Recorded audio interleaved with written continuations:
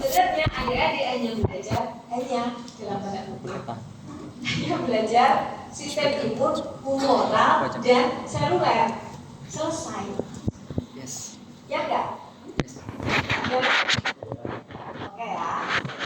Jadi itu yang kita pelajari. Cuma ada berbagai hal begitu yang dia itu ada ibaratnya rumah atau apa deh, suatu bangunan itu butuh pasukan untuk menghadapi kemungkinan diterjang musuh, kan gitu kan prinsipnya. Seseorang itu mengalami infeksi. Jadi itu ada urutannya, kamu itu pasti masuk lewat pintu, ya kan ya? Lewat pintu. Nanti kalau pintunya sebenarnya kamu nggak boleh masuk begitu. Nyatanya dia masuk ke ruang tamu dulu gitu. Ruang tamu bisa ditembus, pasti lihat-lihat. Saya pengen masuk di kamar mandi gitu kan. Dia mau masuk lebih dalam lagi gitu. Nah begitu juga dengan patogen itu sama, gitu ya, sama dalam menginfeksi tubuh kita, dan pasukan yang dihadapi itu ya sama, dari mulai pintu sampai dia masuk itulah komponennya yang berbeda-beda, gitu ya. Itu yang mungkin beratnya namanya macam-macam ya. Ini tanggal 1 itu yang mana, tanggal 2 yang mana, 17 buat apa, gitu kan deh. Itu ya. ya yang apa ya, bikin kesannya tuh banyak yang harus dihafalkan gitu. Bener Tapi banget. seperti yang saya sampaikan kemarin, nggak mungkin mahasiswa FK itu nggak perlu menghafal, nggak mungkin. Mahasiswa harus menghafal kemudian baru bercerita. Ya, kalau nggak hafal, nggak tahu namanya nggak bisa bercerita gitu ya. Jadi jangan bilang jangan menghafal. Kayak saya sih nggak mungkin. Kamu nggak menghafal. Ya, oke, adik-adik. Selalu kita ingat hierarki itu apa nih? Tadi ya, perjalanan tadi loh ya, perjalanan bagaimana respon kita itu menghadapi si mikroba. Sukanya instan. Ya, ini selalu kita pelajari konsep dasarnya ya, bahwa sistem imun itu merupakan sistem koordinasi biologi yang tujuan utamanya ini lagi-lagi kita kembali ke umum dulu, tidak hanya infeksi, tapi secara umum bahwa respon imun tubuh kita itu menjaga integritas tubuh kita, homeostasis tubuh kita, itu selalu begitu. Kemudian mempertahankan identitas diri sel, artinya seharusnya sistem imun tubuh kita itu mampu mengenai mana yang safe dan non safe. Mungkin dalam beberapa hal kita berpikir dua sih kalau di Abbas ya, nanti coba dicek juga buku Abbas itu bagian toleransi, adik-adik akan baca bahwa flora normal itu dianggap sebagai safe. Padahal kan dia bakteri kan, tapi dia dianggap sebagai sel, maka tidak akan dihabisi oleh respon imun tubuh. Gitu. Ada dua. Yang kedua adalah janin. Jadi janin itu dia benda asing juga kan, dia di dalam tubuh non sel. Tapi dalam kondisi normal, ibu itu tidak akan menolak janin. Bahaya kan dia, setiap janin dianggap benda asing, dihabisi itu nggak akan ada kita. Gitu. Nanti coba ya dicek ya. Terkait toleransi itu ada dua yang bisa dikenali oleh tubuh walaupun dia harusnya non sel gitu ya, yaitu flora normal di dalam tubuh kita dan juga fetus atau janin, itu tubuh kita bisa mentoleransi, yang lain akan dihabisi ya. Dan khususnya dalam hal infeksi adalah bagaimana respon imun tubuh itu bisa mencegah tadi dari invasi mikroorganisme, patogen, bakteri, virus, jamur, sebutkan, prion, gitu ya. Itu adalah patogen yang mungkin menyebabkan gangguan di dalam tubuh kita. Kemudian kita kembali ke 3 fungsi utama dari sistem imun. Jadi sistem imun itu spesifik, ya, selalu spesifik. Apalagi kalau sudah melibatkan sistem imun yang adaptif. Jadi dia akan spesifik, mengenali target, bahkan belum sampai ke sistem imun yang adaptif pun, Ya, kalau adik-adik ingat kuliah INET itu bahwa makrofag dendritik untuk menangkap patogen itu kan dia butuh reseptor kan ya. Silakan. Kalau nggak ada reseptornya ya nggak akan ditangkap. Itu juga bagian yang menunjukkan. Ya, silakan. Itu juga bagian dari fungsi sistem imun yang bersifat spesifik, gitu ya. Jadi walaupun kayaknya kita kan belajar sistem imun yang non spesifik, begitu dia mau menghadapi siapapun, ya kan ya, siapapun akan dihabisi. Tapi ingat, tetap harus ketemu dengan PRR kan, harus PRR dengan PAMB-nya juga harus cocok. Kalau enggak juga nggak ketemu gitu. Jadi memang spesifik. Gitu. Kemudian yang berikutnya tadi ya, dia bisa mendiskriminasi self dan non self. Ini juga sudah dijelaskan kemarin. Dan yang penting adalah dia memiliki sistem memori. Ini penting banget dalam hal infeksi dan pengembangan dari vaksin, gitu ya. Nah, ini adalah hierarkinya bahwa ketika tadi patogen itu mau masuk ke dalam rumah tubuh kita, gitu ya. Maka dia harus melewati barrier anatomi dulu, gitu kan, lewat pagar dulu, gitu, ya. Gak boleh masuk, pagarnya ditutup, dia bisa mencolot, gitu. Mencolot itu apa ya? Melompat, gitu ya. Ya, silakan. Oke, jadi makan siang deh. Ya.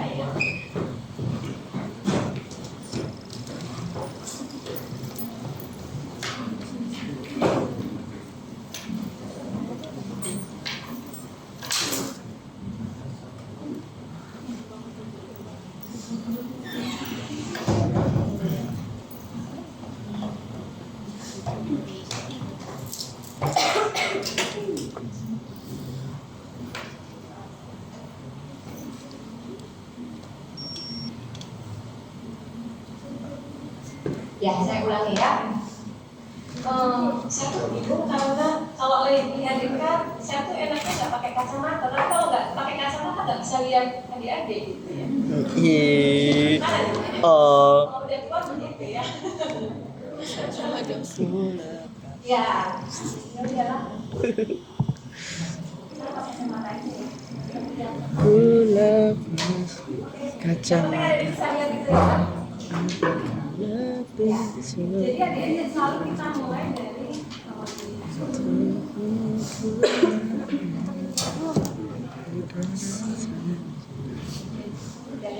ya. Jadi patogen selalu ya. Jadi karena tadi saya sampaikan di awal adik-adik pokoknya jangan bingung dengan mikroba, mikroorganisme, patogen, bakteri yang dia itu menyebabkan infeksi. Ya, infeksi itu proses masuknya mikroorganisme ke dalam tubuh kita. Dia harus melewati barrier anatomi dulu, adik-adik. Ini sebagai pencegahan yang pertama. Pagernya tadi itu loh deh, ya pagernya. Tapi kok pagernya rusak, gitu ya. Dia terbuka, gitu, entah karena luka kalau di kulit ya. Maka itu menjadi kesempatan si patogen untuk masuk lebih dalam lagi. Tadi tuh masuknya tuh dia dikit-dikit, gitu. Dari pintu ke ruang tamu, gitu. Sampai dia ini melewati fase yang non selektif atau innate, gitu ya.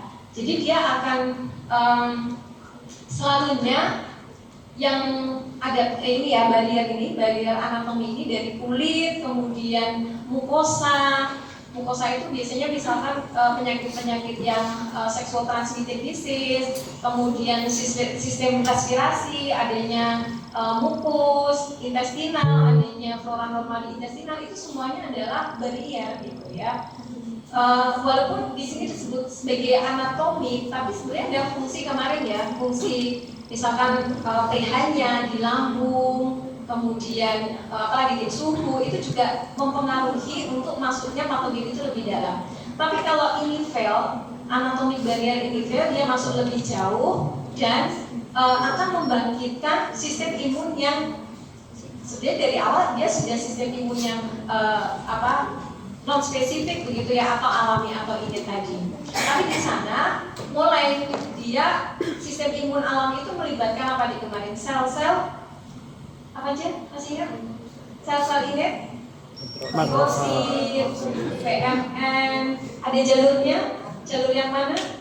Myeloid atau limfoid? Myeloid. Oke. Limfoidnya NK cell. Neutrophil, ada monosit di aliran darah nanti masuk ke jaringan dia menjadi makrofag maupun apa deh?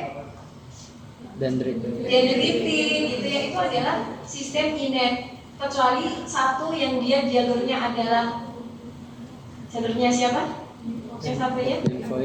Limfoid, tapi dia sifatnya inet. Siapa itu? NK cell, gitu ya. Itu adalah komponen-komponen dari inet imun. Ditambah dengan protein komplement yang melibatkan apa dia? C, ya. C, sistem komplement itu juga sebagian besarnya merupakan inet imun. Walaupun misalkan kita tahu leptin itu diawali dari inet imun tanpa perlu adanya antibodi, tapi dia setelah bekerja nanti masuk ke jalur yang mana deh? Yang antibodi alternatif atau klasikal? Yang antibodi yang mana? Yang klasik. Yang klasikal itu diawali dari leptin juga, gitu ya. Jadi memang kita nggak bisa memisah-misahkan dari sistem respon imun ini tuh. Kalau inet udah sendiri, adaptif sendiri, enggak. Mereka tuh benar-benar berkoordinasi, gitu ya. Tadi begitu masuk, kemudian dia bisa masuk lebih dalam, ya, bisa mengatasi barier, maka sistem komplement, kemudian sel-sel imun itu mulai bekerja. Bahkan tidak cukup di situ kan, dendritik, kemudian makrofag, dia kan berperan sebagai apa? APC kan, sebagai APC yang itu fungsinya untuk menjembatani ke adaptif imun respon. Nanti dari adaptif imun respon dia balik lagi untuk mengaktifasi makrofag, selalu begitu, gitu ya. Walaupun di sisi yang lain dia juga akan membuat memori, gitu ya, memori untuk nantinya ketika terjadi infeksi yang sama, maka sistem imun tubuh kita itu lebih cepat untuk mengatasi. Walaupun ada beberapa patogen itu yang nggak bisa. Misalkan influenza, adik-adik ya, influenza itu dia punya di bukan di kapsid, di envelope-nya itu neuraminidase. Neuraminidase, kok susah ya? Neuraminidase dan hyaluronidase yang dia itu selalu berubah-ubah. Pernah nggak dulu baca H1, N1, H5, N7? Pernah baca itu?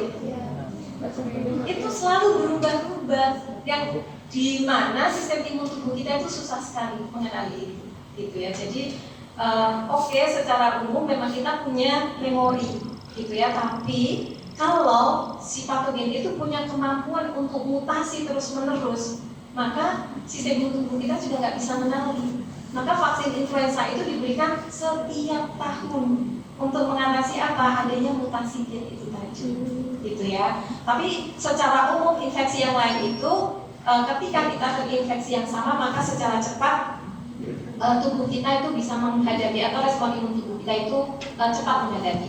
Jadi dari ini kemudian ingat bahwa dari sistem imun yang alami tadi selalu ada perekrutan dari neutrofil.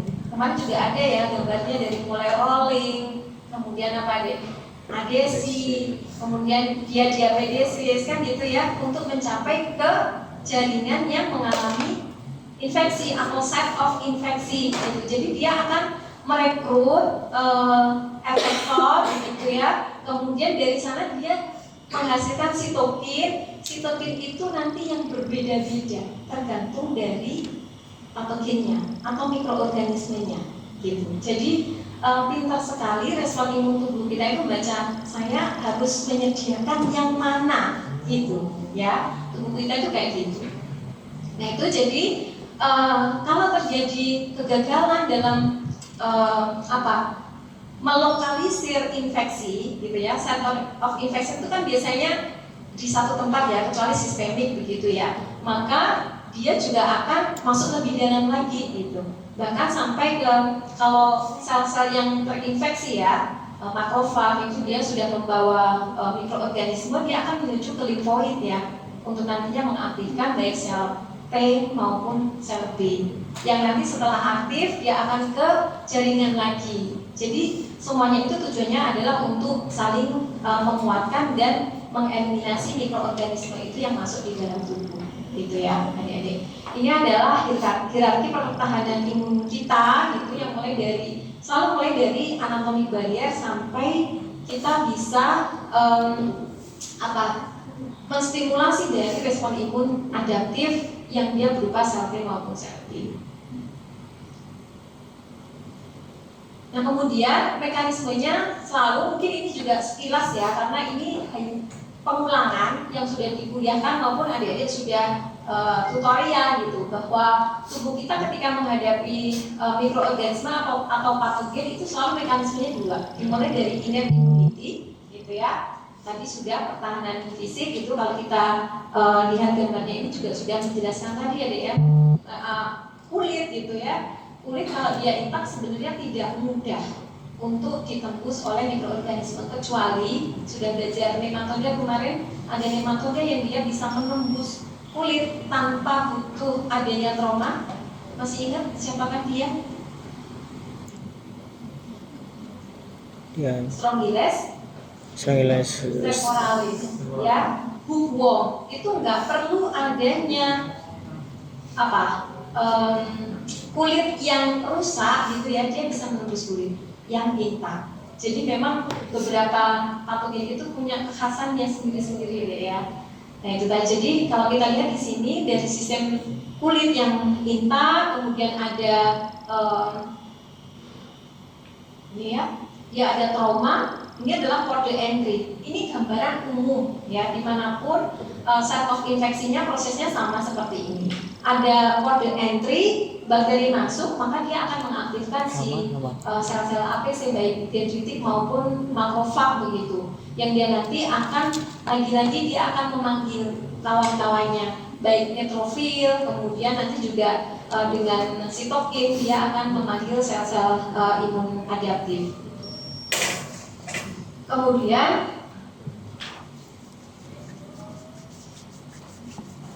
setelah innate immunity sebenarnya tidak selesai ya, pokoknya intinya adik-adik tidak bisa mengatakan oh sudah pensiun innate immunity, enggak. Jadi mereka itu terus bekerja bersamaan dan saling menguatkan. Setelah innate immunity maka sistem imun tubuh itu akan membentuk yang spesifik itu, karena tadi tujuannya adalah selain mengeliminasi juga membuat memori begitu kan ya, agar kita bisa menghadapi infeksi yang sama ketika nantinya tubuh kita mendapatkan infeksi yang baru tapi patogen yang sama begitu ya. Oke.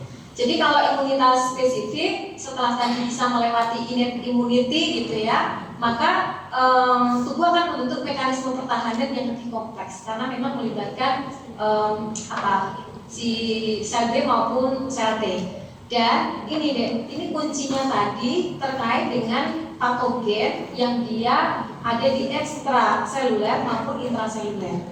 Jadi memang butuh imunitas spesifik yang dia hanya bisa fokus gitu ya pada imunitas humoral, terutama humoral itu adalah peran dari antibodi. Dalam hal ini adalah sistem imun yang spesifik. Kemudian juga cell mediated immunity. Cell mediated immunity itu untuk menghadapi mikroorganisme patogen yang dia itu berproliferasi di dalam sel, gitu ya. Jadi bukan di ekstraseluler tapi di dalam sel. Itu membutuhkan cell mediated immunity. Karena apa? Karena yang imunitas humoral melibatkan antibodi itu nggak bisa mengatasi kalau sudah masuk ke sel, nggak bisa mengenali, gitu ya. Kemudian sel limfosit T, jelas dia ini yang berperan penting dalam adaptif.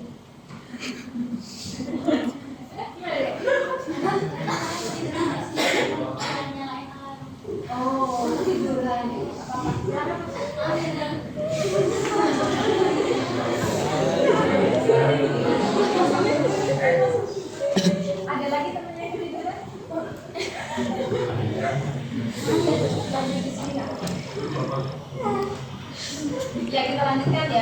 untuk sel limfosite. Jadi perannya ini penting, dia tuh kayak leader gitu ya, adik-adik ya. Si limfosit itu leader. Jadi setelah tadi dia ketemu dengan dendritik, makrofag, dia menyajikan APC gitu ya kepada sel T, maka sel T itu akan menghasilkan sitokin. Nah, sitokinnya itu nanti akan berbeda-beda tergantung dari patogennya gitu ya. Tapi prinsipnya adalah sama ya. Kemudian dari sel T nanti dia akan berdiferensiasi gitu ya menjadi beberapa sel. Nanti mungkin di berikutnya akan lebih jelas.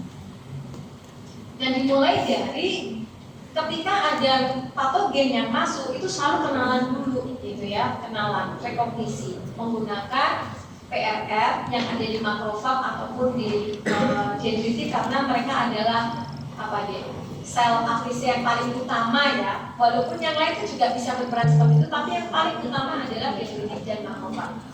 Oke ya. Yang lain itu juga bisa menghadapi neutrofil, PMN itu bisa mengeliminasi, tapi yang berperan sebagai APC itu adalah si dendritik maupun si makrofag gitu.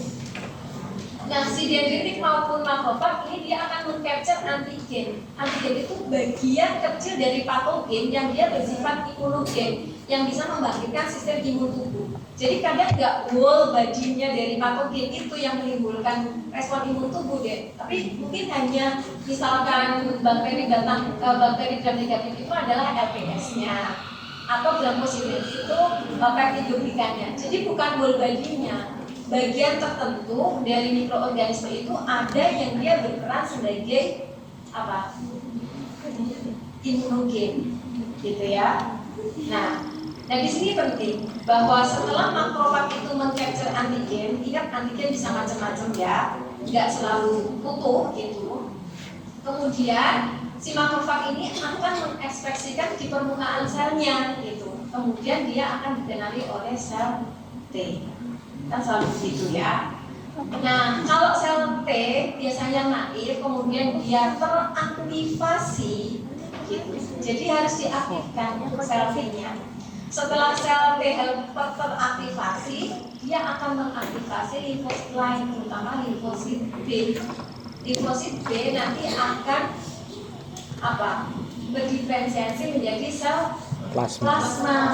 Sel plasma akan menghasilkan antibodi atau imunoglobulin, terutama imunoglobulin G dan M itu ya, yang fungsinya nanti untuk opsonisasi kayak gitu ya. Nah, jadi ini memang peran dari sel T yang sudah teraktivasi oleh adanya capture antigen oleh dendritik atau makrofag tadi, kemudian dia akan berproliferasi dan membentuk efektor yang berbeda-beda.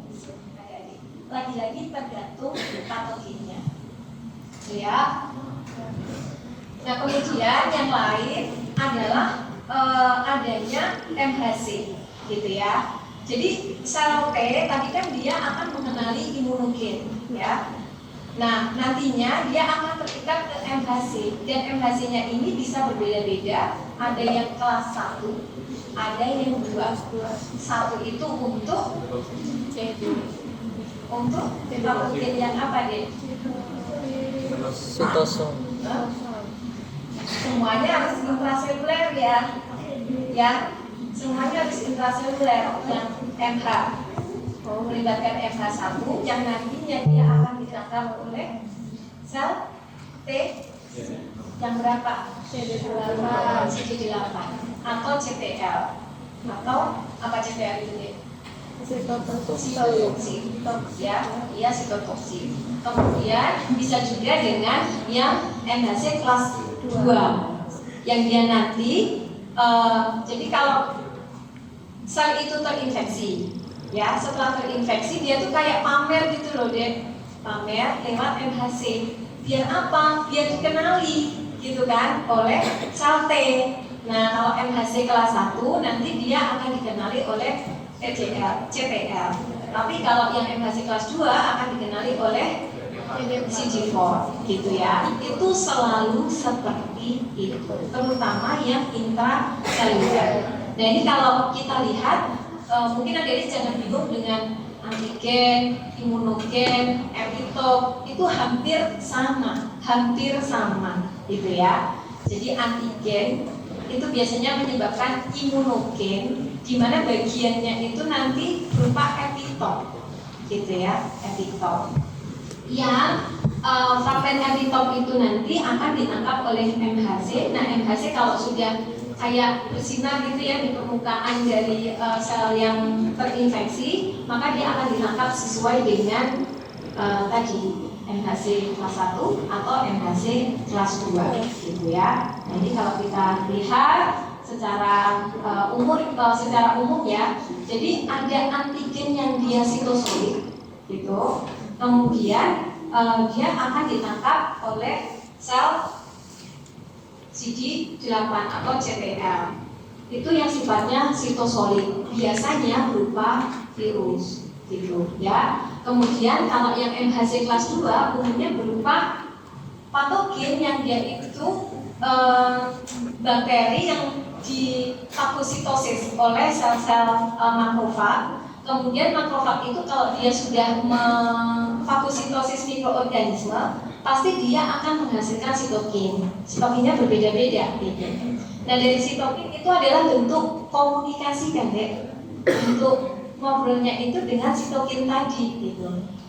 Nah sitokin yang jadi setelah tadi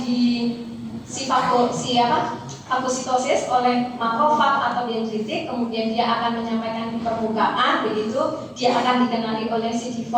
Nah CD4 nanti akan memberikan respon berupa produksi sitokin, gitu ya. Itu selalu seperti itu, yang nantinya dia akan, yang saya bilang tadi, jadi tidak bekerja sendiri. Tidak hanya makrofag itu mengaktifasi dari sel T, tapi sel T pun setelah teraktivasi menghasilkan sitokin akan menguatkan makrofag untuk killing cell yang dia terinfeksi, gitu ya. Jadi ini memang proses yang saling menguatkan, gitu.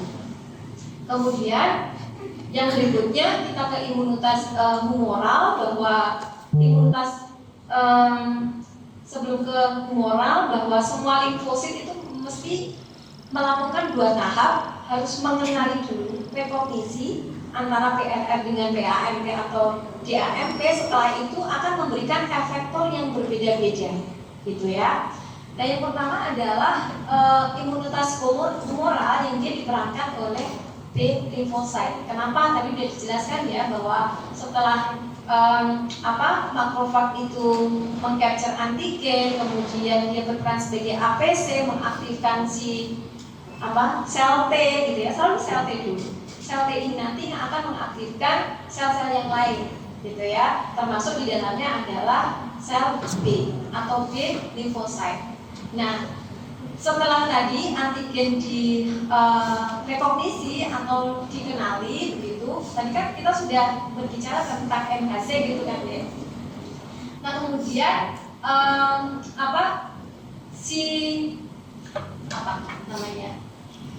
baik limfosit B maupun limfosit T, ketika dia sudah tahu ada sel yang terinfeksi, maka dia akan berfungsi sebagai efektor. Efektor itu kayak eksekutornya gitu ya, eksekutornya terhadap patogen yang sudah masuk begitu. Dalam hal ini sel limfosit itu nanti akan berdiferensiasi dari sel plasma menjadi imunoglobulin atau menjadi antibodi. Nah antibodi ini hanya bisa bekerja ketika patogen itu dia ada di ekstraseluler gitu ya. Jadi kalau dia intraseluler, antibodi sudah tidak bisa mengenali gitu. Nah ini sebenarnya prinsipnya. Jadi seluruh mikroorganisme yang dia berproliferasi di luar sel, maka peran dari sel limfosit B terutama yang dia sudah menghasilkan imunoglobulin atau antibodi, maka dia akan melakukan oksonisasi ya. Ini jadi targetnya adalah ekstraseluler. Ini kalau kita lihat tadi ya, setelah selalu diawali dari antigen rekognisi. Kita lihat ini yang paling atas sel limfosit B itu. Disimpan di mana? Kemudian sel limfosit B dia akan menghasilkan antibodi. Antibodi ini akan mengelilingi mikroorganisme, gitu ya. Ini mikroorganisme akan ditangkap oleh antibodi, kemudian fungsi netralisasi. Jadi kalau netralisasi itu dia tidak bersifat killing sebenarnya, tidak sampai membunuh begitu, tapi harapannya dia tidak menempel pada sel yang baru, yang sehat. Itu adalah fungsi netralisasi dari antibodi itu. Kemudian yang berikutnya sel T helper ini juga kalau kita lihat tadi ya setelah APC begitu sel makrofag atau dendritik dia berperan sebagai APC, kemudian dia mengaktifkan si sel T helper, maka T helper akan mengeluarkan sitokin. Nah, sitokin itu perannya macam-macam. Dia bisa mengaktifasi makrofag tadi ya. Jadi makrofag semakin keras kerjanya untuk killing patogen itu dengan keberadaan sitokin. Kemudian sitokin juga berperan sebagai inflamasi, gitu ya. Jadi dia menuju ke site of infeksi, kemudian menimbulkan inflamasi. Inflamasi itu selalu kemarin kita lihat dari proses vaskulernya dia mengalami permeabilitas vaskuler sehingga sel-sel di dalam vaskuler itu bisa masuk ke site of infeksi. Ya kan, kalau kita lihat neutrofil bisa masuk ke jaringan yang mengalami infeksi, itu juga peran dari si sitokin yang menyebabkan inflamasi. Kemudian si sel T helper ini juga berperan dalam mengaktifasi si limfosit. Nah, kemudian untuk sel CTL atau CD8 gitu ya, ini juga berperan penting, terutama di sini adalah sel-sel yang dia terinfeksi, jadi intraseluler gitu ya, sifatnya intraseluler, maka CTL ini yang berperan penting untuk kemudian berikatan ini kemudian menyebabkan killing of infected cell. Jadi nanti perannya itu hampir sama dengan NK cell, ya, mengeliminasi sel-sel yang dia terinfeksi. Jadi fungsinya CD8 kemudian NK cell itu hampir sama, hanya saja CD8 ini membutuhkan adanya MHC, sedangkan NK cell tidak membutuhkan adanya MHC. Sama-sama dia untuk mengeliminasi sel yang terinfeksi atau mengeliminasi patogen yang intraseluler. Paham ya di sini ya? Jadi hampir sama perannya CD8 atau CTL dengan NK cell. Hanya CTL itu membutuhkan MHC kelas 1 gitu. Nah, kalau kita lihat bahwa tadi kan ada proses inflamasi kan deh. Tubuh kita itu juga akan membatasi gitu ya. Jadi kalau kamu marah tapi jangan berlebihan gitu, maka ada T limfosit yang regulatori. Dia itu berperan untuk mencegah terjadinya inflamasi yang berlebihan. Karena kalau terjadi inflamasi yang berlebihan justru akan merusak tubuh gitu ya. Jadi adik-adik kalau misalkan pernah kebentur gitu ya, memar, maka nanti dia akan terabsorpsi juga oleh tubuh gitu. Ya, jadi kalau dia dibiarkan terus-menerus, enggak terus-menerus kan juga akan menyebabkan fungsio lesa. Ya.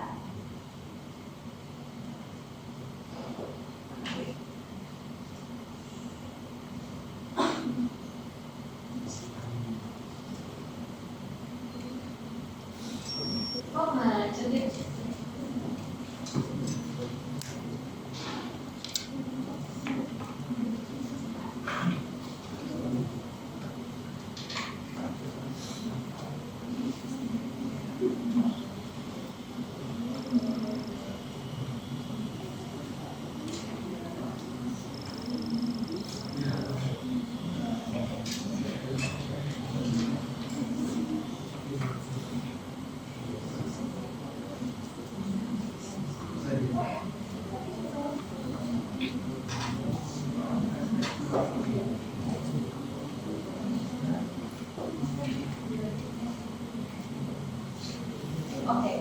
Untuk imunitas humoral secara sekilas seperti tadi ada ya. Kemudian kita masuk ke cell mediated immunity.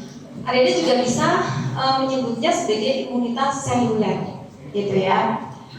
Kalau cell mediated immunity itu diperankan oleh sel T, terutama sel T ya, CD4, kemudian CD8 dan juga Treg. Ini gambar yang ini tadi sih ya, menjelaskan tentang dia nggak bingung.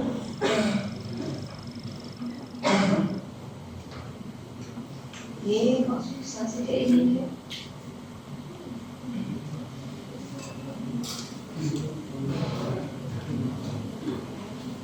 Nah, yang humoral ini yang gambar atas aja nih ya. Ini adalah humoral, oke? Humoral. Sedangkan yang cell mediated immunity atau imunitas seluler itu diperankan oleh yang bawah ini, sel T helper, kemudian sampai ke regulator. Okay.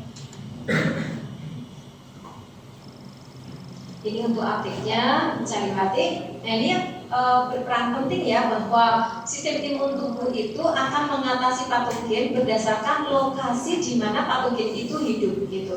Jadi dibagi menjadi, ada yang membagi menjadi dua, ekstraseluler kemudian intraseluler gitu ya. Intraseluler sendiri sebenarnya ada yang dia vesikuler, ada yang sitoplasmik.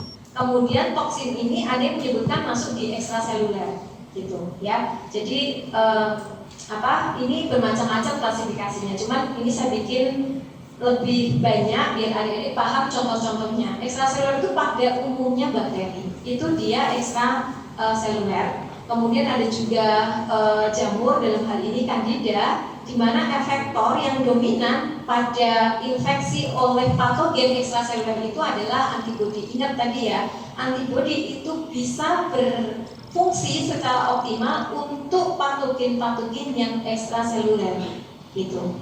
Jadi peran dari antibodi, kemudian yang lain ini kan inert ya, dia dari awal, menghadapi dari awal, kemudian nantinya dibantu oleh antibodi. Yang berikutnya adalah patogen yang dia sifatnya intraseluler vesikuler. Jadi dia masuk ke sel yang diinfeksi kemudian berada di dalam vesikel. Ini peran penting dari patogenesis si Mycobacterium tuberculosa. Jadi si Mycobacterium tuberculosa itu dia begitu masuk ke paru-paru, di paru-paru kan ada makrofag paru-paru, itu namanya apa dia? Alveola, ya, ditangkap oleh alveola, tapi dia nggak bisa di-killing, gitu ya, nggak bisa dihabisi oleh makrofag, gitu. Jadi dia tuh kayak justru mendapatkan perlindungan di dalam vesikelnya itu untuk terus-menerus berkembang biak, berproliferasi, gitu ya, membentuk kaseosa di dalamnya sampai suatu saat terjadi sistem imun tubuh benar-benar turun, dia pecah dan diseminata, dia menyebar ke organ yang lain, tidak hanya pada paru gitu. Jadi vesikuler itu karena dia berada di vesikel, dalam hal ini adalah makrofag alveolar untuk Mycobacterium tuberculosis. Nah, kalau untuk intraseluler tadi yang berperan adalah T helper seluler. Kalau ekstra itu adalah antibodi. Komplemennya juga mengikuti ya, karena komplemen itu ada yang bersifat adaptif, yang melibatkan adanya antibodi. Kemudian interferon gamma dan makrofag ini adalah innate imun. Ada juga sistem imun itu dalam menghadapi patogen yang berada dalam intraseluler tapi di sitoplasma. Nah ini umumnya adalah virus gitu. Jadi virus itu berada di sitoplasma dari sel yang diinfeksi. Nah kalau untuk sitoplasmik dan virus, efektor yang paling berperan adalah CTL, gitu ya, CTL. Kemudian NK sel, itu yang berperan dalam intraseluler sitoplasmik.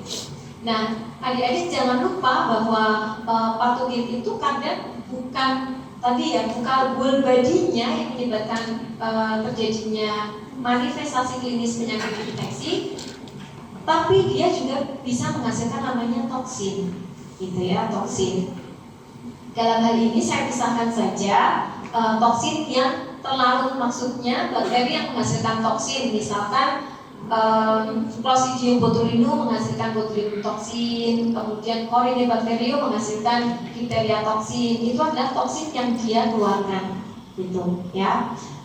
Sama atau mungkin harusnya ini saya dekatkan dengan atas ini ya, karena toksin itu dianggap sebagai ekstraseluler, gitu ya. Jadi dia juga efektornya berupa antibodi untuk netralisasi. Dalam hal ini ketika seseorang itu mengalami misalkan tetanus begitu ya, tetanus itu kan disebabkan oleh toksinnya dari Clostridium tetani, maka bukan antibiotik yang diberikan melainkan antibodi, gitu ya. Kemarin ya sudah sampaikan ya nggak sih yang human immunoglobulin tetanus itu di kelas kalian atau 41 ya? Oh 41, maaf, tetanus ya. Tetanus itu bukan bakterinya, tapi toksin tetanus pasminnya itu yang harus ditangkap oleh human immunoglobulin tetani, gitu ya. Karena dia ekstraseluler, maka harus diatasi dengan adanya antibodi. Nah di sini bahwa sistem imun itu memang harus selalu menyesuaikan patogennya itu berupa apa dan di mana, gitu ya. Untuk aktivasi nanti efektornya itu berupa apa. Jadi kalau jenis patogennya berbeda, lokasi hidupnya berbeda, maka efektornya juga akan berbeda. Nah ini beberapa tadi ya klasifikasi berdasarkan lokasinya. Di sini sudah ada humoral, kemudian ini ada cell mediated. Humoral itu pokoknya dia beredar, gitu.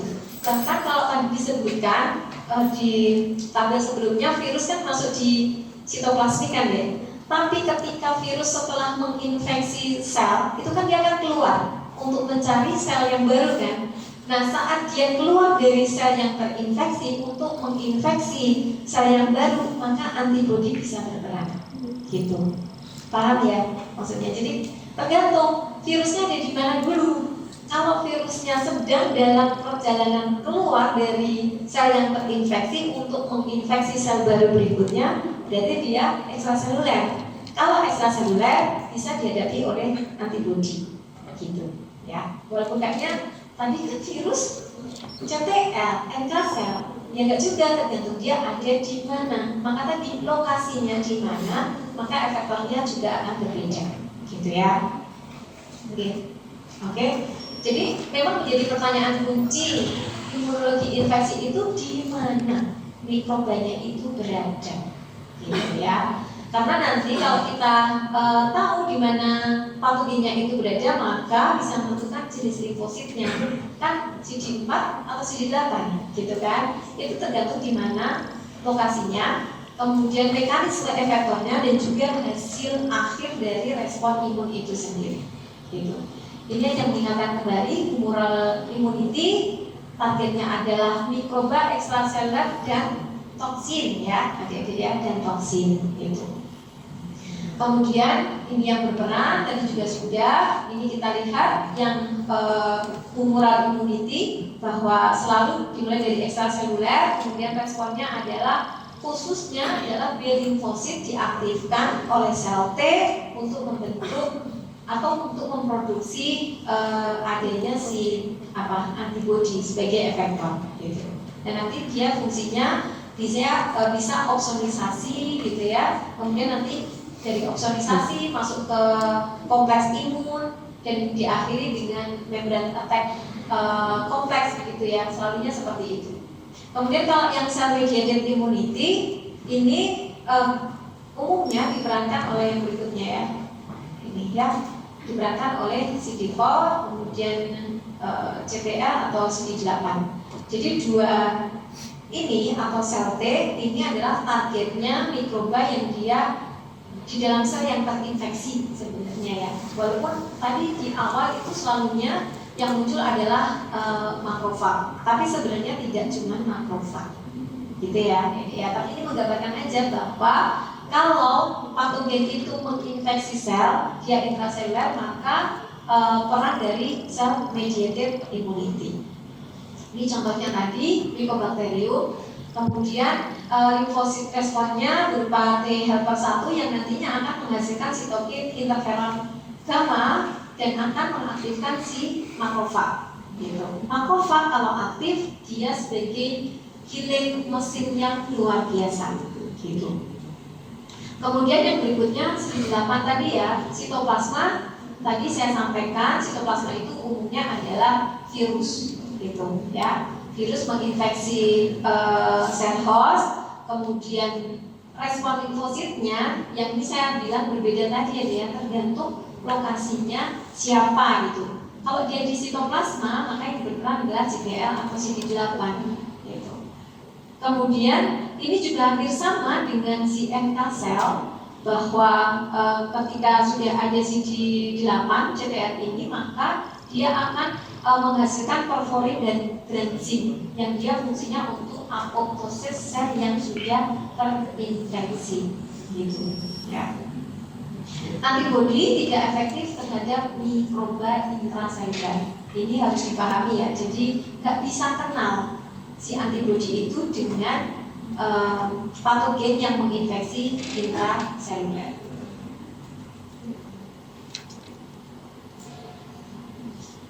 Nah ini secara umum tadi mikroorganisme itu ada ekstraseluler, di mana bakteri ekstraseluler itu akan menimbulkan penyakit melalui beberapa mekanisme. Mekanismenya ini ya termasuk adanya toksin tadi, gitu. Kemudian toksin dalam hal ini tidak hanya yang dikeluarkan jauh, tapi juga yang dia melekat di dalam tubuhnya.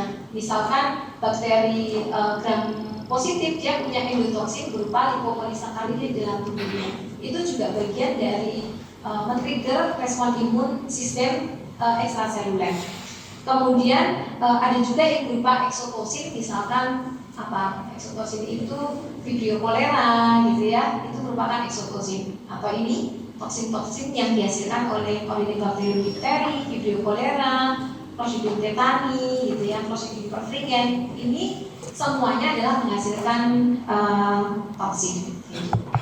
Kemudian respon imun terhadap bakteri atau toksin ini tujuannya adalah untuk eliminasi dan netralisasi dari efek toksin. Tadi saya sampaikan human immunoglobulin tetani itu fungsinya adalah untuk netralisasi efek dari toksin. Ini beberapa contohnya. Sedangkan mikroorganisme yang intraseluler ini ya, pokoknya kalau dia replikasinya di dalam sel berarti dia masuk ke intraseluler gitu ya. Kemudian dia bisa terhindar dari respon imun yang berupa antibodi gitu, karena antibodi hanya mengenali yang ekstraseluler baik berupa bakteri maupun toksin gitu. Bisa juga jamur, mungkin nanti di belakang juga ada. Ini yang saya sampaikan tadi deh, ketika setelah proses pengenalan tadi ya, rekognisi yang sesuai antara PRR dengan PAMP kan terjadi fagositosis gitu ya. Walaupun tadi yang sering disebut makrofag, dendritik, tapi sebenarnya yang lain itu juga bisa melakukan itu, neutrofil, monosit itu juga bisa melakukan fagositosis. Tapi adik-adik, ada bakteri-bakteri itu yang dia nggak bisa di fagositosis. Bakteri-bakteri yang dia memiliki kapsul. Jadi ibaratnya itu bakteri yang punya kapsul itu dia punya payung. Payungnya itu nggak bisa nempel pada PRR, gitu, ya. Jadi nggak ada yang cocok. Kan kalau dia posisi tidak punya kapsul, umumnya seperti kemarin ya, TLR, kemudian dektin, macam-macam itu dia bisa ketemu. Tapi kalau yang dia punya kapsul, dia nggak bisa ditangkap oleh PRR. Maka respon imun tubuh itu menghadapi bakteri yang dia punya kapsul, yaitu Streptococcus pneumoniae, Haemophilus influenza, Neisseria gonorrhoeae itu dengan opsonisasi.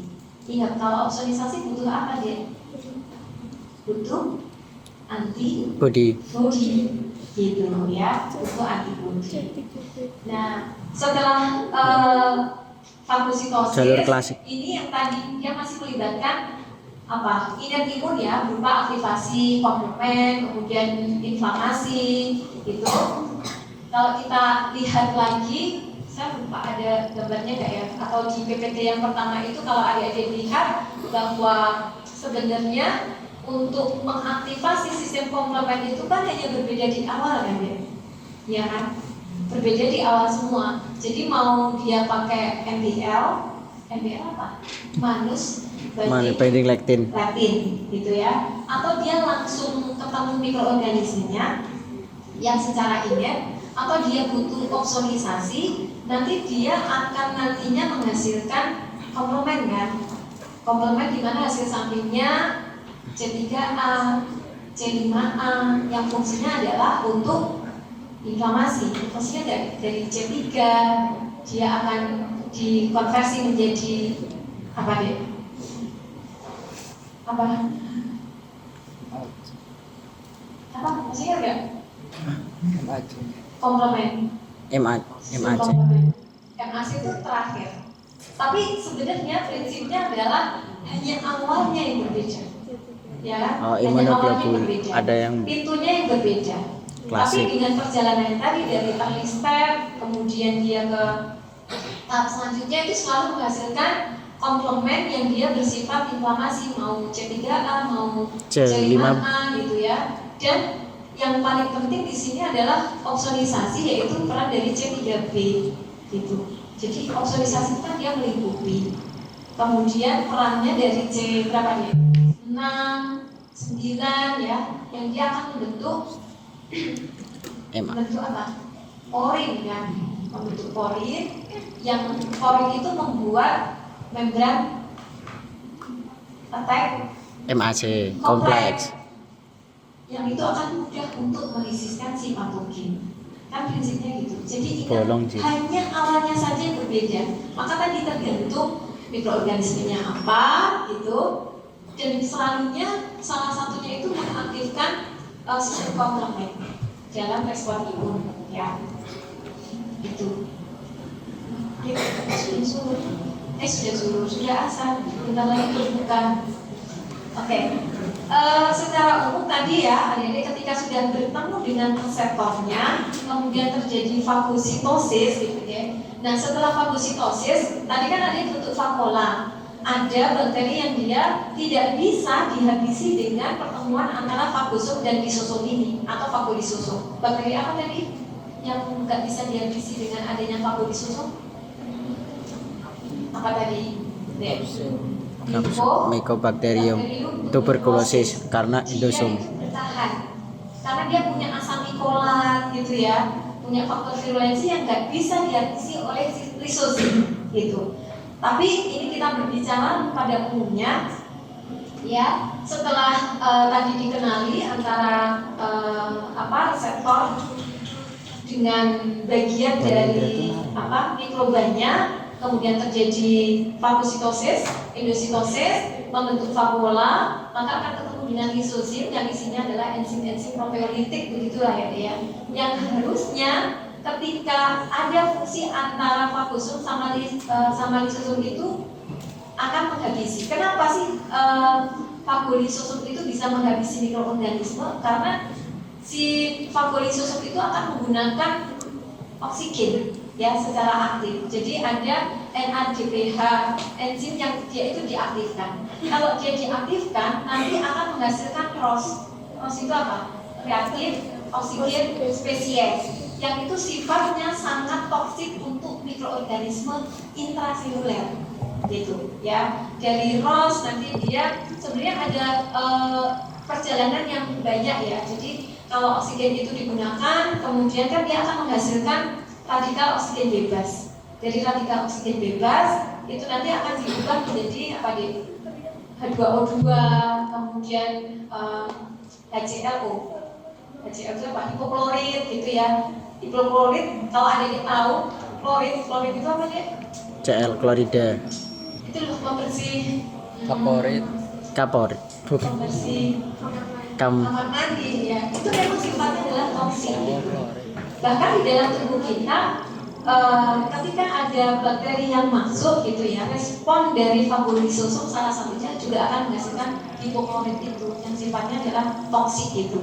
Nah di sini harusnya mati gitu bakteri, kecuali tadi Mycobacterium tuberculosis gitu ya, yang dia intraseluler Mikola. tapi vesikuler, tidak mudah dihabisi oleh vakur lisosom. Tapi umumnya bakteri yang lain gitu ya, ketika sudah masuk ke dalam sel fakusit gitu ya, sel fakusit, maka umumnya dia akan mati gitu.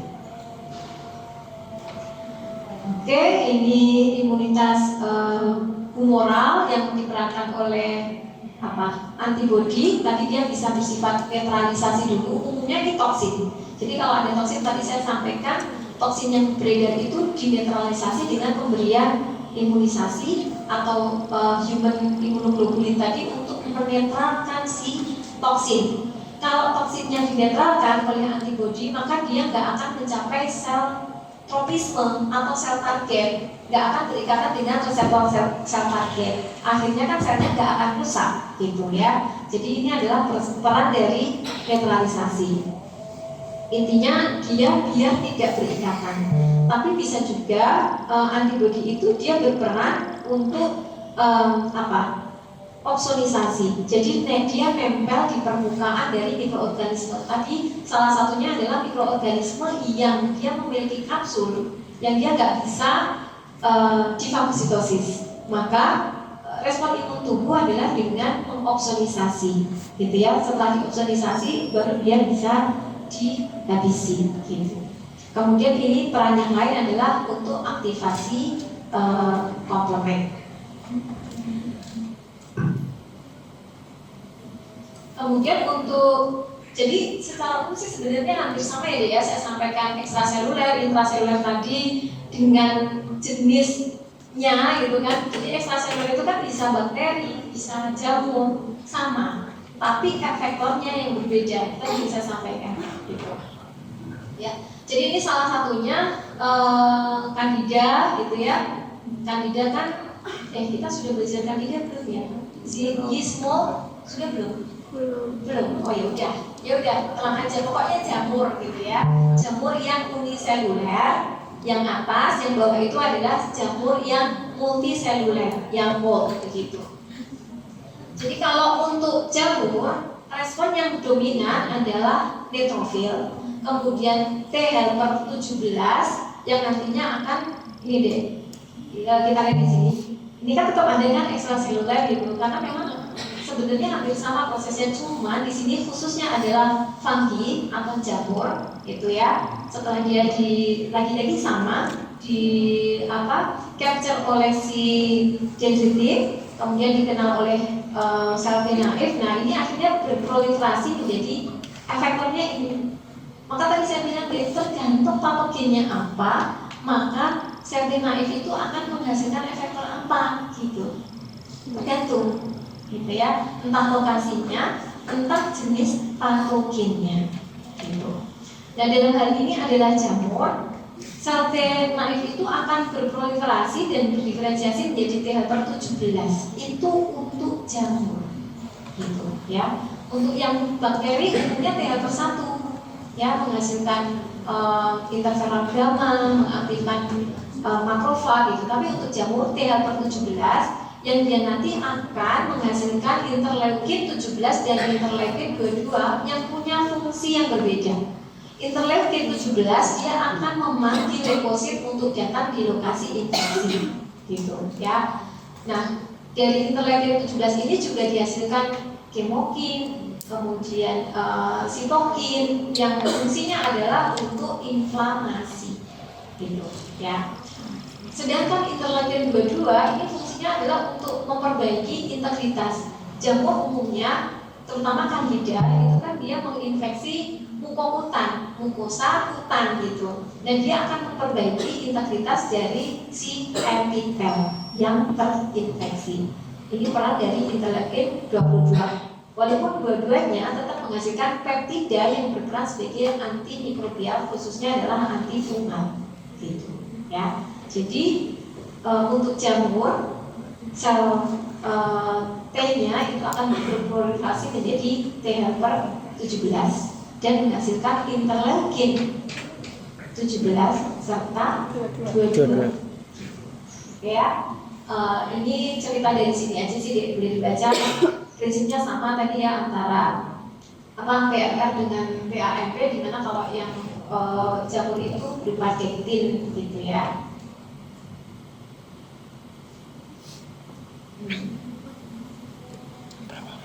Oke, untuk jamur, jadi bukan untuk jamur, ini nggak salah. Jadi hampir semuanya itu pasti melibatkan sistem imun yang innate maupun adaptif. Itu selalu ya, selalu. Dalam hal ini, respon imun innate terhadap jamur, dia kan akan diatasi oleh sel T helper CD4.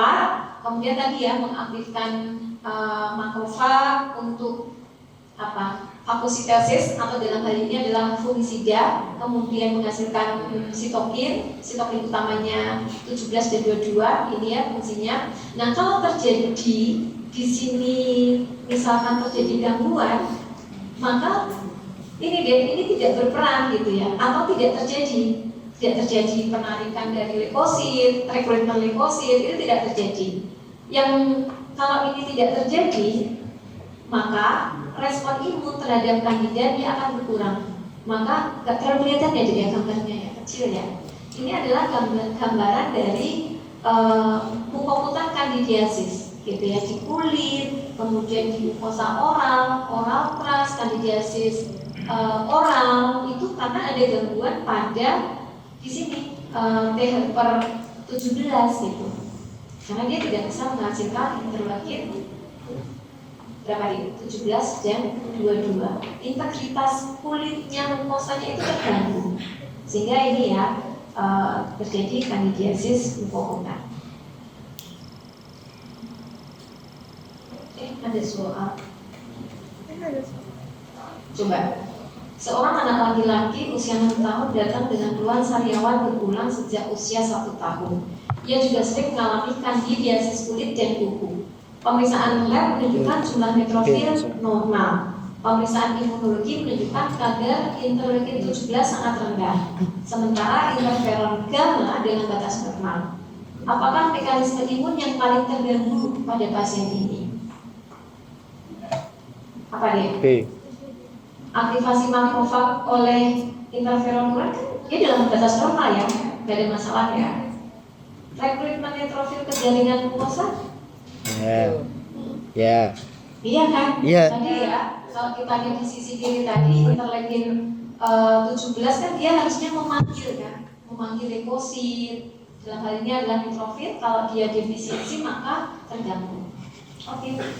Jadi yang lain bisa kita tinggalkan ya. Tapi memang tidak ada kan peran CD8, aktivasi komplement juga tidak. Lagi, seorang pasien dengan asma kronik mengalami aspergillosis. Aspergillosis itu tadi dia jamur yang dia multiseluler. Aspergillosis. Tadi kan ada yang atas uniseluler kandidiasis. Yang bawah adalah multiseluler. Salah satunya adalah Aspergillus fumigatus penyebar aspergillosis paru. Pemeriksaan sitokin menunjukkan peningkatan interleukin 4 dan interleukin 5 dengan kadar interferon gamma rendah. Bagaimanakah respon imun yang dominan pada pasien tersebut? Kayaknya belum ya di depan. Atau mungkin tadi dari bacaan belum tersampaikan ya deh. Kalau ada yang coba jawab yang mana ini? Ya guys. Yang satu efektif? Buah kan buat helmet tes. Yang bench. Respon PH 17 optimal? Ya. Iya. Interferon gamanya rendah. Iya, IFN namanya rendah itu. Polarisasi PH berdua kurang protektif? Aktivasi makrofag klasik berlebihan? Aktivasi CPL berlebihan? Yang lain. Ini sebenarnya kuncinya di interleukin 4 dan interleukin 5 sih. Kayaknya di depan ada, tapi mungkin saya tidak terbaca. Interleukin 4 dan interleukin 5 itu dihasilkan oleh Makrofag. TH2. Gitu ya. Jadi respon imun Berarti polarisasi TH2 yang kurang. dominan itu dari T helper 2 dia menghasilkan interleukin 4 dan interleukin. Makanya Dia ada kan di peningkatan. atas. Oh iya. Ini nggak terbaca aja ya, nanti bisa di. Jadi karena kuncinya ada interleukin 4 dan interleukin 5 sih sebetulnya, yang dia dihasilkan oleh T helper 2 gitu ya. Oke, lanjutkan. Oh, jawabannya apa tadi apa dok?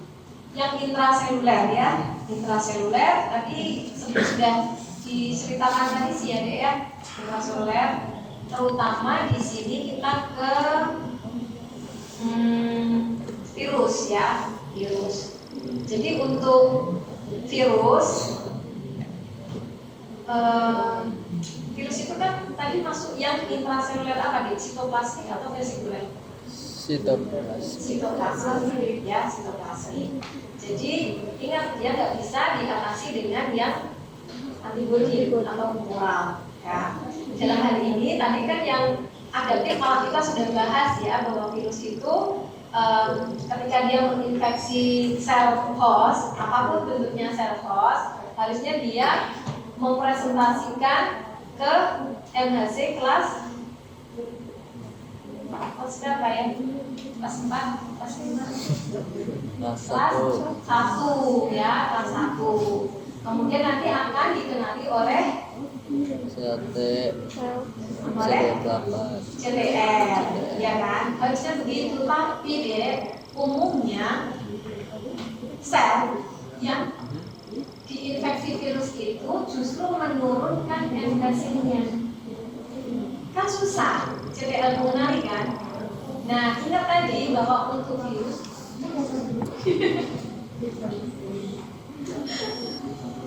jadi untuk virus tadi di awal sudah saya sampaikan kan ada dua ya, CBA sama MK ya.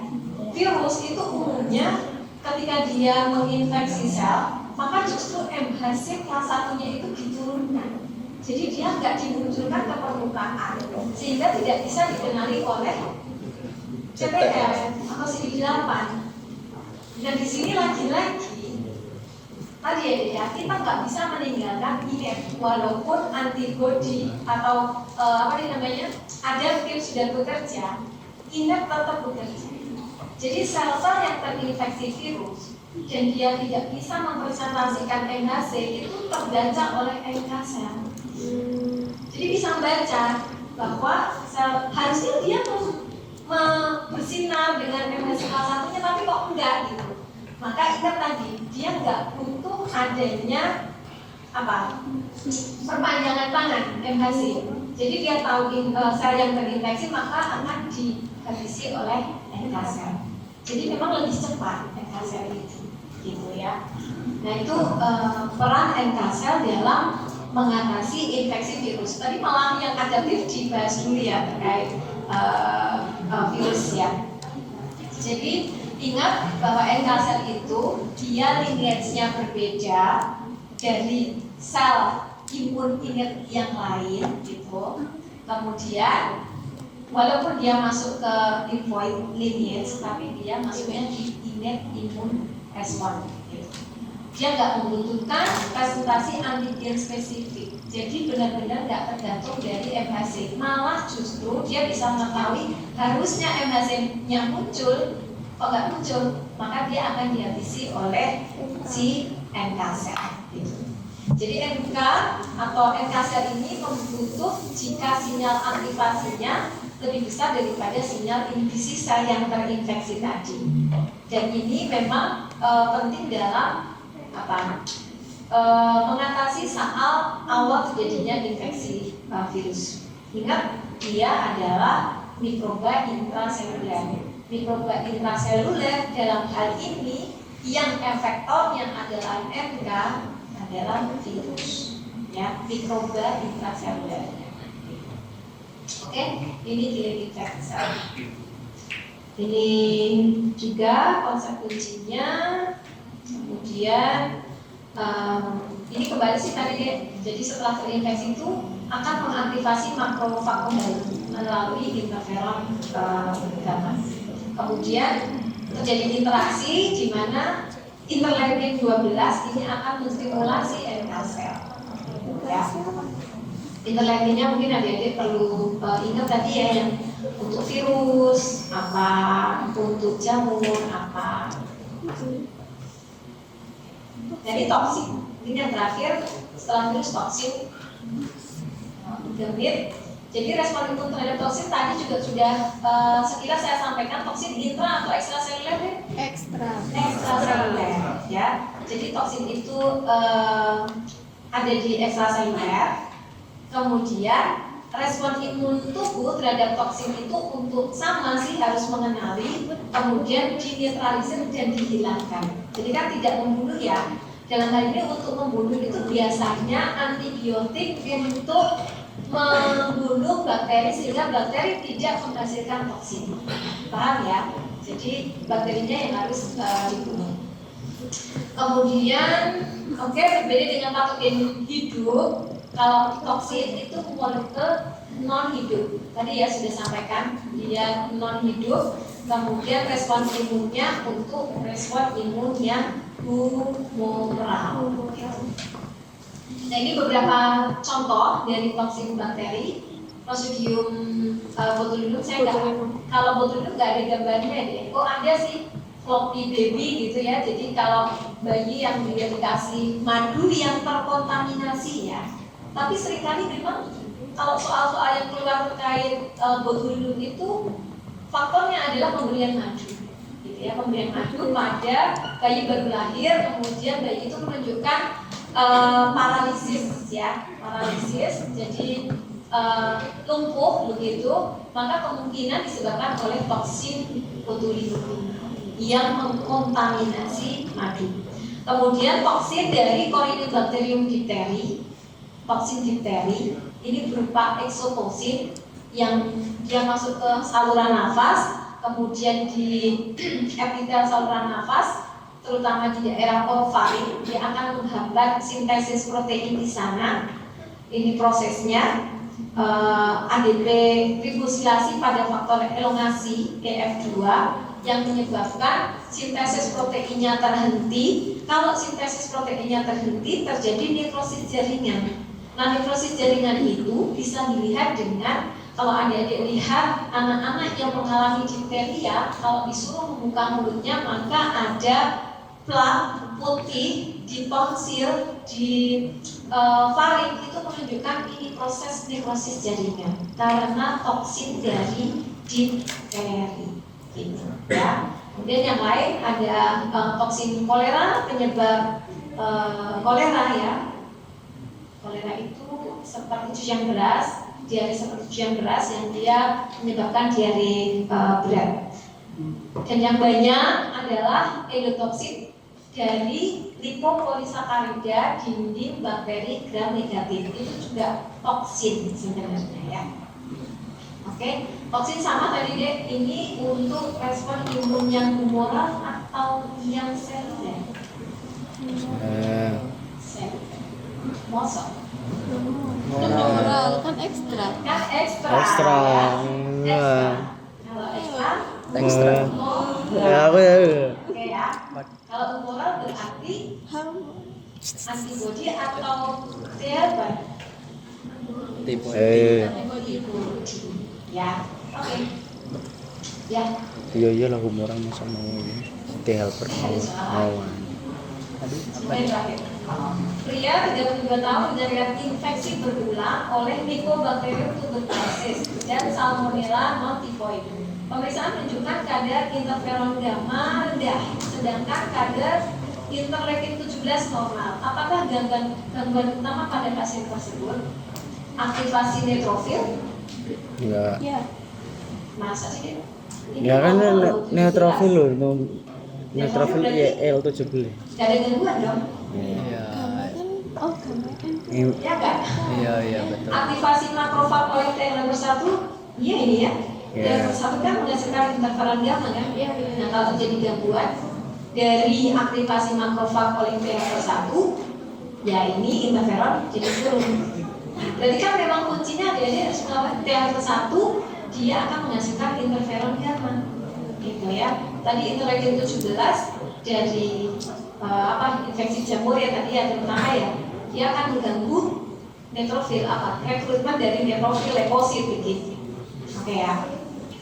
Satu lagi, seorang pasien HIV stadium lanjut mengalami kandidiasis esophagus. Kandidiasis itu adalah infeksi oleh Candida jamur uniseluler di esophagus dan tuberkulosis aktif. Berarti ada dua ya Dek ya? Ada dua, kandidiasis sama tuberkulosis aktif itu berarti tadi dia di apa? Vaskular ya, intraseluler yang CD4 itu helper ya? CD4 T sel sangat rendah. Defisit imun yang paling menjelaskan kondisi ini adalah berarti kan ada dua nih. Berarti harus kita pilih yang ada dua dong. Ya nggak sih? Betul. Oh kayak gitu ya. Tapi ini kandidiasis esophagus, kan? Kalau kandidiasis esophagus tadi peran dari level 17 kan ya? Iya. Iya. Oke. Sedangkan yang bakteri intraseluler vesikel tadi diperankan oleh helper. Berarti yang B ya? Ya, benar. Nah, coba ya, kalian tanya ChatGPT, betul nggak? Betul. Penurunan T helper 1 dan T helper 17. T helper 1-nya yang dia berperan di tuberkulosis aktif, sedangkan T helper 17-nya kalau dia ada defisit menyebabkan kandidiasis esophagus. Make sense ya? Sama tadi ya, kita baca. Oke. Alhamdulillah sudah. Semoga lebih paham atau semakin menambah visinya deh.